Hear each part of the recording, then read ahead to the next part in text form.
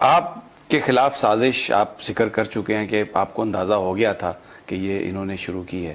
اس میں امریکہ کا ایک بڑا رول ہے. ڈونلڈ لو کی آخری جو کنورسیشن ہے, سائفر صاحب آپ کے دوست بھی ہیں, بیرونی حکمران جو ہیں ان سے بھی آپ کی ملاقاتیں رہیں. کبھی کسی نے اس حوالے سے آپ کو وارن کیا ہو, تھوڑا یہ آپ نے ان کے ساتھ انہوں نے ڈسکس کیا ہو کہ اس طرح کی ہوا چل رہی ہے جس سے آپ کو اندازہ ہوا ہو؟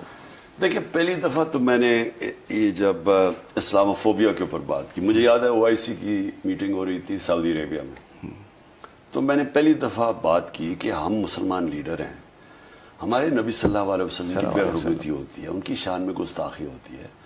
ہم نے کبھی یہ کوشش نہیں کی ان کو بتانے کے لیے کہ 1.25 یا 1.5 ارب لوگوں کو مسلمانوں کو کتنی تکلیف ہوتی ہے, تو ہماری ذمہ داری ہے. میں نے وہ پہلی دفعہ بات کی.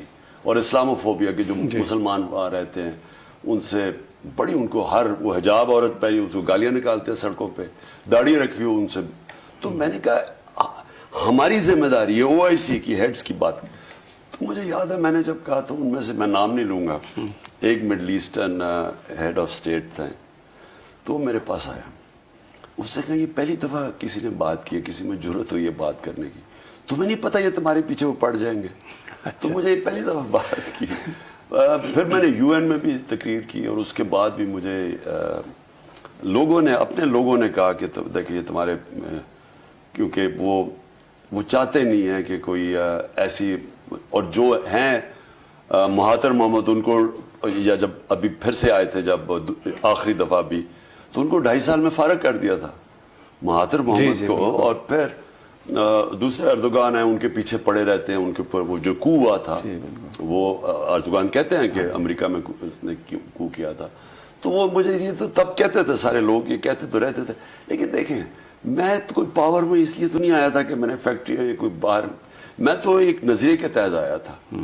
اور میرا وہی نظریہ ہے کہ یہ ملک جب تک اس کا جو جس وجہ سے یہ ملک بنایا گیا تھا, اور ہم یہ نہ سمجھیں کہ جو ہم نے اتنا بڑا نعرہ دیا تھا کہ پاکستان کا مطلب کیا, لا الہ الا اللہ, اگر ہم اس کو اوپر عمل نہیں کریں گے, اور لا الہ الا اللہ انسان کو آزاد کرتا ہے. ہندوستان کے مسلمان انہوں نے بھی پاکستان کے لیے ووٹ دی کیونکہ وہ اتنا پاورفل نعرہ ہے, وہ ہمارا مذہب کا بیسس ہے کہ ہم اے اللہ تیرے علاوہ کسی کے سامنے نہیں جھکتے. اتنی بڑی سازش ہوئی, اور بیرونی جو ڈپلومیٹ ہیں انہوں نے پاکستانی سفیر کو اتنی سخت انداز میں بات کہی, اور آپ نے کئی دفعہ اس کا ذکر بھی کیا کہ آپ نے وہ ان کو, ترین صاحب کو بھی بھیجا کہ یہ اس وقت اکانومی جو ہے وہ بہت بن رہی ہے, ہم صحیح کھڑے ہو رہے ہیں, اگر گورنمنٹ چینج ہوئی تو یہ اس طرح سے خرابی ہوگی. آپ کی اپنی بھی بات ہوئی ہوگی, ہماری ایجنسی سے بات ہوئی ہوگی, آپ کی جنرل باجوہ سے بات ہوئی ہوگی.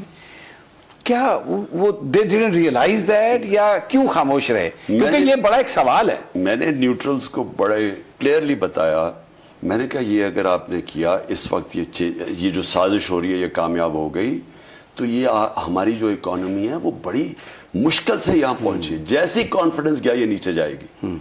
بٹ کیا رسپانس تھا, کیا وہ سمجھتے تھے کہ یہ کچھ نہیں ہو رہا, آپ فضول میں بات کر رہے ہیں, یا وہ کہتے تھے کہ ہم بس خاموش ہیں؟ ہمیں تو کہا کہ کوئی سازش نہیں ہے اور ہم نیوٹرل ہیں.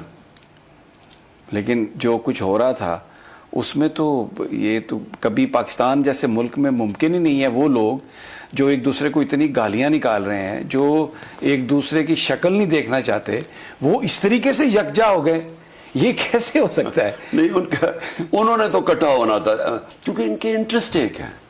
یہ آپس میں تو کرتے ہیں نا نورا کشتی, دونوں کرپٹ ہیں.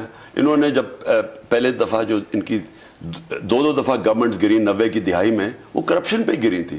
جب یہ NRO لے کے آئے مشرف سے, تو انہوں نے فیصلہ کیا کہ اب ہم نے ایک دوسرے کو, آپ بھی پیسہ بناؤ, میں بھی پیسہ بناؤں گا, اپنا نیب کا ہیڈ رکھ لیں گے, اپنے سلیکٹرز الیکشن کمیشن اپنے رکھ لیں گے, اپنی کیئر ٹیکر رکھ لیں گے مل ملا کے, اور ہمارے بچے تک باریاں ہم کھاتے رہیں گے.